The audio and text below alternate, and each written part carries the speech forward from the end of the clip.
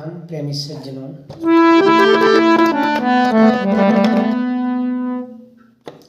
धैर्यवान होना कितना कठिन है, हम इस वीडियो में चर्चा करेंगे। धैर्यवान बनना कितना कठिन है।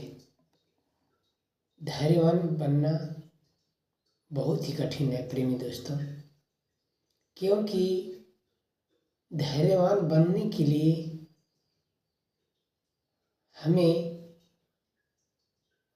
हर कठिनाइयों को सहना पड़ता है, हर कठिनाइयों को समझना पड़ता है, दूसरों के कठोर शब्दों को भी झेलना पड़ता है। हम सत्य होते हुए भी उनकी बातों को सुनना पड़ता है, उनके कठोर शब्दों को सहना पड़ता है। वे दूसरा पक्ष गलत होते हुए भी यदि मुझे गलत बोल रहा है तो भी हमें सुनना पड़ता है।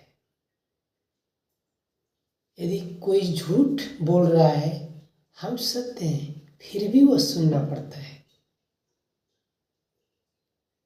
यदि कोई गलत कर रहा है, हम सत्य कर रहे हैं या ठीक कर रहे हैं, तो भी हमें देखना ही पड़ता है, सुनना पड़ता है। ये है धैर्यवान व्यक्ति। यदि ऐसा हम कर लिए तो सत्य को साबित करने के लिए विकल्प खुले रहते हैं। जब हम धैर्य धारण करेंगे तो भी असत्य को मात करने का मेरे पास तरीका भी मौजूद हो सकता है।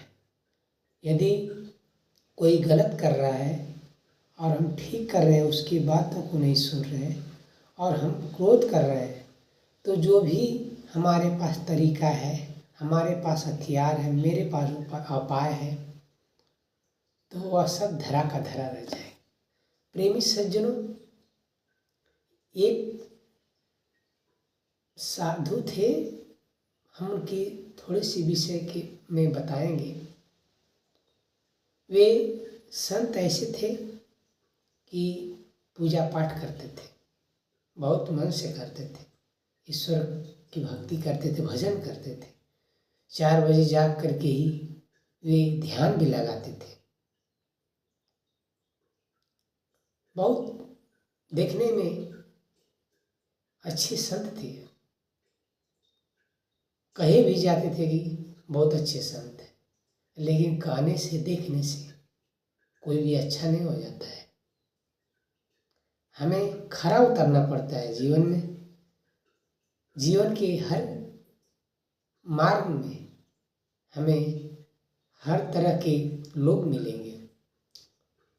उन लोगों को भी झेल करके जो व्यक्ति सफल होता है, तो उसको हम बोलेंगे संत, बोलेंगे साधु, बोलेंगे। क्योंकि संत का अर्थ ही होता है जो कभी सत्य का अंत नहीं होने देता है। असत्य का अंत होता है, सत्य का अंत नहीं होता है, तो वही संत है। संत का कभी अंत नहीं होता है। यदि उसने सत्य धारण किया हुआ है तो उस संत का अंत कभी नहीं होता है।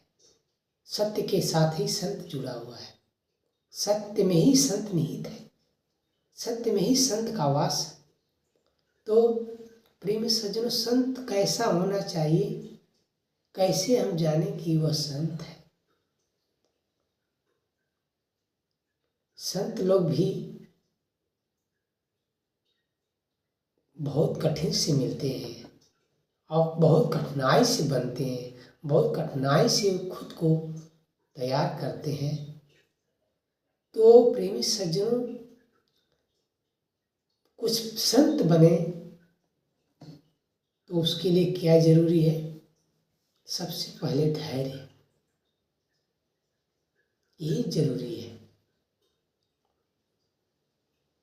तो प्रेमी सज्जनों, एक संत थे, हमने आपको थोड़ा जिक्र इसको करना चाहूँगा। वो किसी कार्यक्रम में भाग ले रहे थे। लोगों का बहुत जमावड़ा था, बहुत शोर शराबा हो रहा था। आप जानते ही हैं कि जहाँ हजारों की संख्या में लोग रहेंगे वहाँ शोर तो अवश्य होगा। कोई शांत नहीं हजारों लोगों को कर सकता है। हमारे कोई शिष्य क्यों न हो, हम सारे शिष्यों को शांत नहीं करा सकते।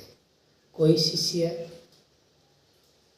बात ध्यान से सुनते हैं, कुछ शिष्य बात को सिर्फ सुनते हैं, कुछ शिष्य सिर्फ देखते हैं।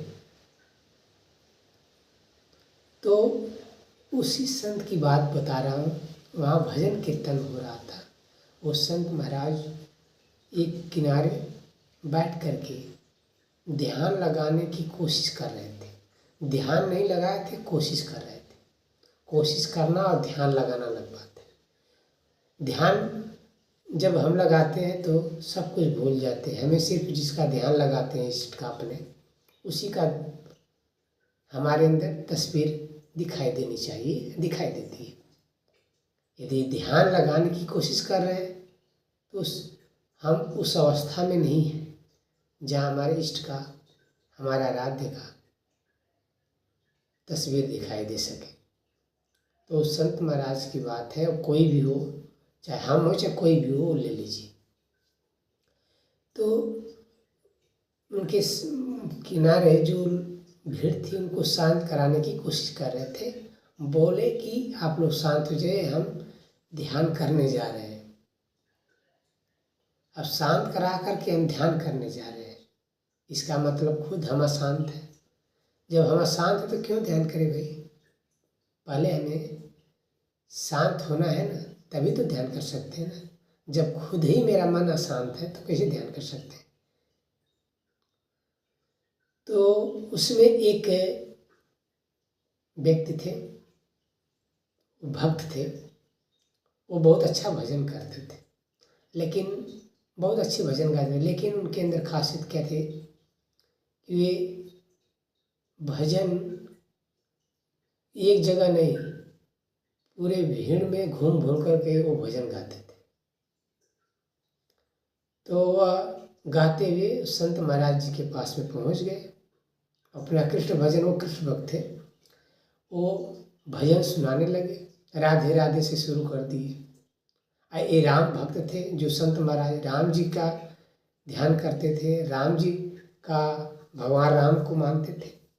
सीताराम सीताराम कहते थे, सीताराम सीताराम यही कहते थे। और राधे राधे कहते थे। और राधे राधे कहना शुरू कर दिए। अब इनको चिढ़ हो गई। आज चिढ़ हो गई, बोले कि भाग जाओ इधर से, नहीं तो हम कुछ भी कर देंगे। तो वो राधे राधे कर रहे थे और राधे राधे मगन थे। उनकी संत महाराज जी की बातों का कोई असर ही नहीं हो रहा था। कितना बार धिक्कारे कि भाग जाओ, नहीं भागो तुमको एक खंती उठा करके मार देंगे। फिर भी वो भजन गा रहे थे। और जब उनसे ना रहा गया तो खंती उठा लिए उनको मारने के लिए। अब जैसे ही जा रहे थे मारने के लिए, बगल में कुछ और साधु संत लोग बैठे थे, हाथ पकड़ लिए। कहे कि अरे महाराज, आप इतने बड़े संत होकर के एक साधारण भक्त को, चाहे राधे भक्त को, कृष्ण भक्त को क्यों मारने जा रहे हैं? ये अनर्थ क्यों करने जा रहे हैं? आप तो सब कुछ जानते हैं कि हमें किस अवस्था में क्या करना चाहिए। तो उन्होंने बताया कि हम ध्यान करने जा रहे थे, ये हमारे ध्यान में बाधा डाल रहे थे, इस वजह से मैंने ऐसा कदम उठाया। तो खुद सोचना है, जब हमारा मन ही नहीं लग रहा है तो क्यों ध्यान करें? जब आपके अंदर धैर्य ही नहीं है कि उस व्यक्ति का भजन सुनने का, उस व्यक्ति की बातों को सुनने का, तो क्यों आप संत कहला रहे हैं? तो क्यों आप ध्यान लगाने की कोशिश कर रहे हैं।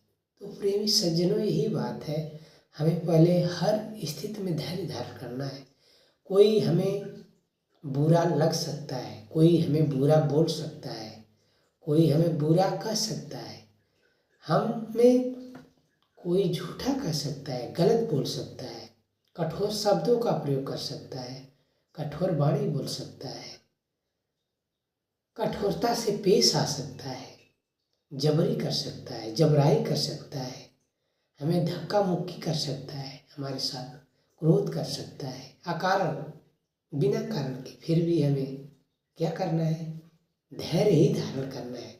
जब हम इस ऐसी अवस्था में, ऐसे परिस्थिति को झेल करके धैर्य धारण करते हैं, तो वास्तव में हम धैर्यवान कहलाते हैं। और धैर्यवान व्यक्ति ही संत कहलाता है। धैर्यवान व्यक्ति ही सत्य की रक्षा करता है। धैर्यवान व्यक्ति ही सत्य साबित करने में सक्षम होता है। धैर्यवान व्यक्ति ही सत्य की तरफ जाता है। धैर्यवान व्यक्ति ही सत्य की दिशा में जाता है और औरों को भी साथ लेकर चलता है। तो प्रेमी सज्जनों, हमें धैर्यवान बनना है यदि सत्य के रास्ते पर चलना है। सत्य के रास्ते पर चलना है, सत्य के रास्ते पर लोगों को लेकर चलना है, लोगों को सत्य का रास्ता दिखलाना है, सत्य के मार्ग पर लाना है, तो हमें धैर्यवान ही बनना है। क्योंकि जिन लोगों को हम सत्य का रास्ता दिखलाएंगे, हम यह नहीं अपेक्षा करेंगे कि वे लोग सत्य ही पहले से है। वो लोग झूठे मिलेंगे, असत्य के मार्ग पर चलने वाले मिलेंगे, तो उनके सब अवगुणों को सहना है, दुर्गुणों को सहना है, तब हम निवारण करेंगे, तो हम उन लोगों को सत्य के रास्ते पर ले सकते हैं। उनके दुर्गुणों अवगुणों को निवारण करने के लिए हमें सबसे पहले धैर्यवान ही बनना है, धैर्य धारण करना है। यदि हम खुद को अपने जीवन में, सांसारिक जीवन में चाहे आध्यात्मिक जीवन में धैर्य धारण कर लिए, तो अवश्य ही हम संत कहला सकते हैं और अवश्य ही सत्य के मार्ग पर लोगों को ले चल सकते हैं। प्रेमी सज्जनों, यही है, इतना कठिन है धैर्यवान बनना। तो इस कठिनाई को कौन समझेगा? एक संत नहीं समझेगा तो साधारण इंसान तो समझ नहीं सकता है ना। संत को तो समझना ही पड़ेगा। एक सन्यासी जीवन यापन करने वाले व्यक्ति को समझना ही पड़ेगा। एक साधु को समझना ही पड़ेगा। एक महात्मा को समझना ही पड़ेगा कि हमें धैर्य ही धारण करना है, सत्य की रक्षा करना है, तो धैर्य को धारण करके ही आगे बढ़ना है। प्रेम प्रणाम प्रेमी सज्जनों।